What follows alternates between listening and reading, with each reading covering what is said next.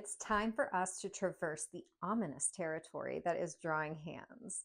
Yes, it's hard, but worth it. And no worries, everything is easier with a friend and a plan, both of which I'm here to offer you. We're starting off with timed drills, which means rapid fire sketches where you learn to observe hands. Use your imagination to simplify their complex and moving form into simple shapes, and then use those simple shapes to construct the hand piece by piece. Timing ourselves allows us to get a huge amount of experience in quick succession. You observe, learn, and recreate shape much faster this way, rather than if you were required to completely render every practice piece. So let's talk about the shape of the hand. It's challenging because it flips, turns, bends, folds, points. You get it. There's an endless array of positions the hand can assume. And if we want to draw them with ease, we need to be able to navigate their movement as well. I simplify it like this. The fingers bend in 3 places: here, here, and here. Can you move that by itself? So yeah, the fingers bend in 3 places, and there's 3 categories for hands: the fingers, the palm, and the wrist. Fingers are bumpy, misshapen cylinders. Palms are thin 3D rectangles, and wrists are a combo of the two. As you observe each of these aspects of the hand, figure out its spacing, position, size, and shape by observing its appearance relative to the other parts of the hand.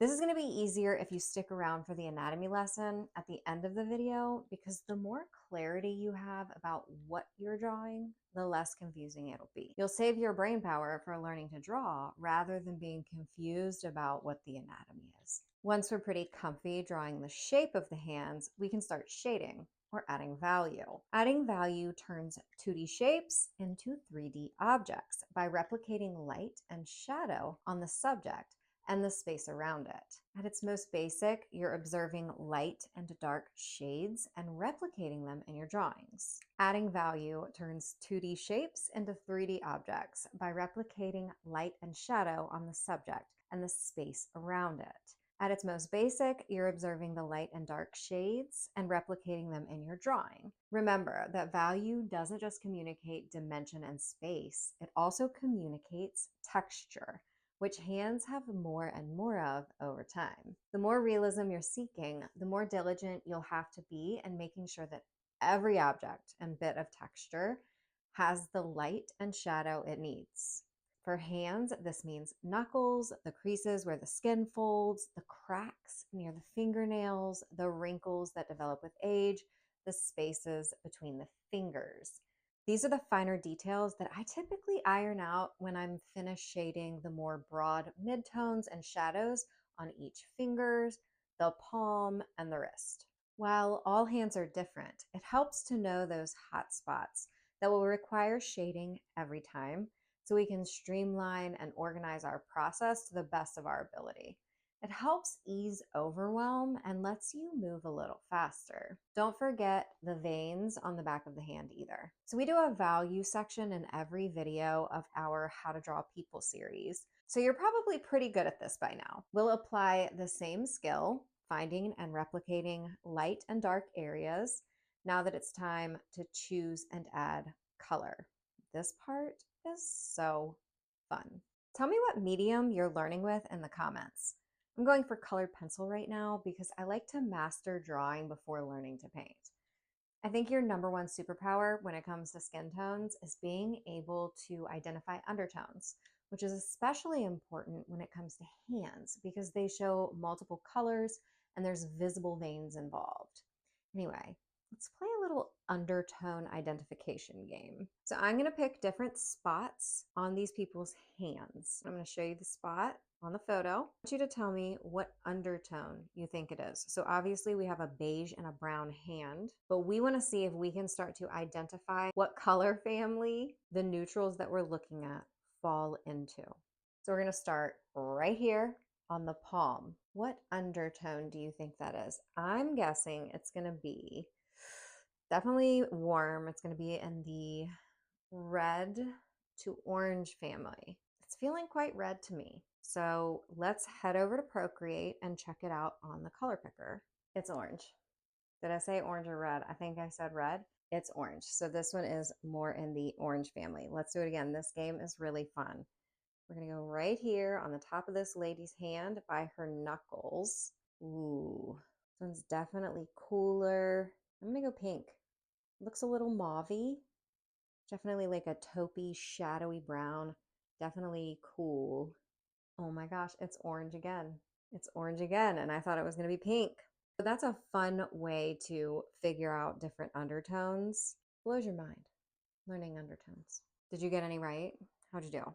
The more we can see the underlying color in the skin tones, the better we'll be at matching color and value. Another boost there is that it helps us distinguish between what colors we can harmonize to get the results that we want.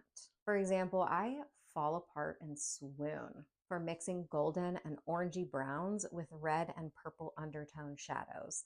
It makes my soul come alive. A couple ways to help yourself with skin tones is to observe it in life and from artists who convey skin tones in a way that you're drawn to. You can literally take notes of where you see color variation on different skin tones, like on the palms and at the veins. This is how you get to know the human body in multiple colors and what you crave when it comes to representing skin tones in your work. This is definitely going to evolve over time, which is also fun and allows you to give fewer forks. I like to build lots of color richness and depth with my generally realistic skin tones. So I layer different color harmonies so it looks like there really is color breathing under the skin, like we are alive and juicy. What questions do you have about color theory in relation to skin tones? We have this section in every episode because it's pivotal in drawing people in portraiture. So if you ask me a question in the comment section here, I can answer them in future videos. Which brings us to the last section of our video, artist choice, where we get to do whatever we want. How can you serve yourself best during this section?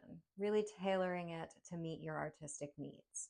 Are you in make a masterpiece territory, switching up mediums, or needing more practice? I knew immediately that I needed to practice different hand positions because I was still feeling dread when it was time to sketch, but rendering felt like a breeze.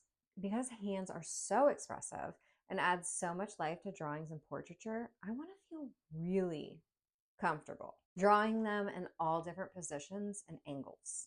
So for this section, I went absolutely ham, drawing as many hand shapes as I could in 4 minutes or less, over and over, with one concern: absolutely nailing the basic shape as fast as possible. Once you can get a generalized shape for your hands, honing those one-of-a-kind details on top is so much easier. I wanted to use this opportunity to teach my brain to start assuming confidence when it's time to draw hands, and I couldn't think of a better way than to observe and do a basic sketch of as many hand positions as possible as quickly as possible.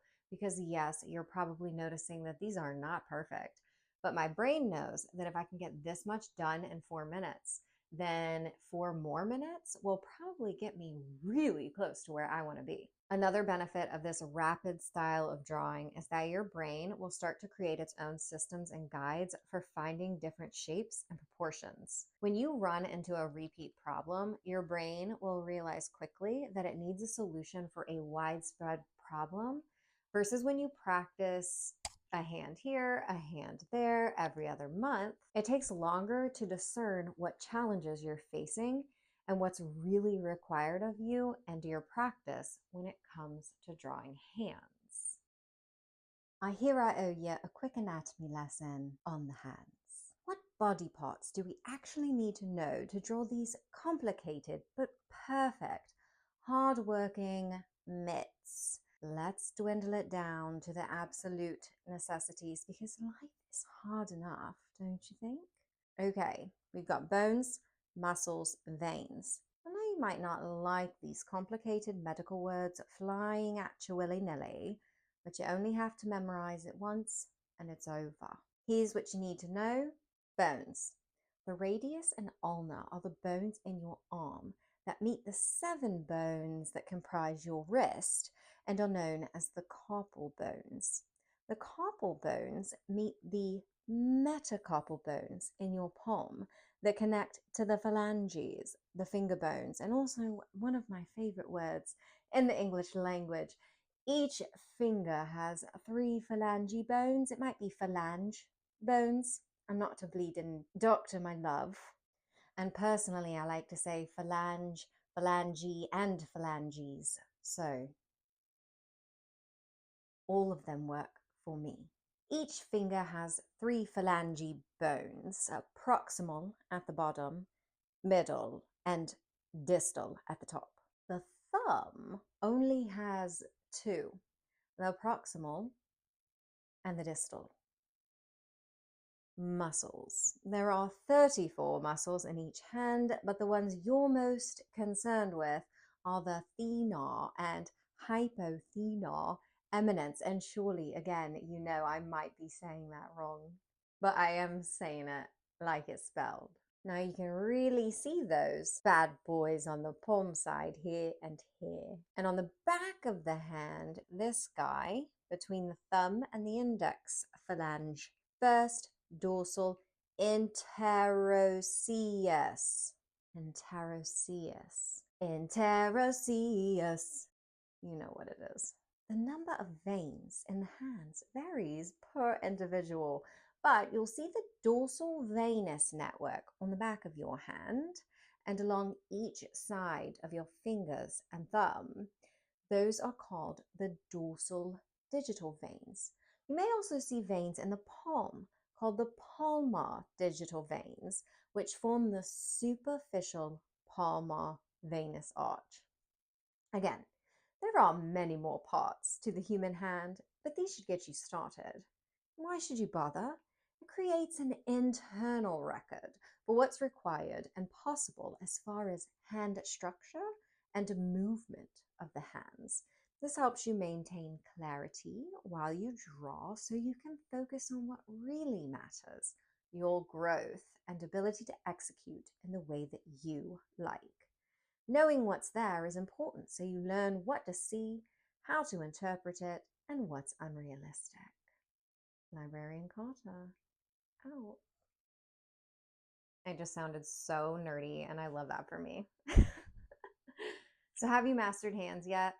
I'm not gonna lie, I still have work to do in this department. Let me know where you're at in the comments and follow me on Instagram to catch my erased history portraits. All the things your history teacher didn't tell you, with a drawing on the side. You can also tag me or DM me at Carter Sams, and I'll come hype up your artwork because you need to upload it, you need to get the attention it deserves, and I want to see what you get done when we're studying together.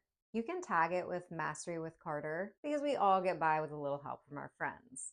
Next class, we're drawing the upper torso, and we will officially be done learning to draw half the body. Thank you for learning with me today.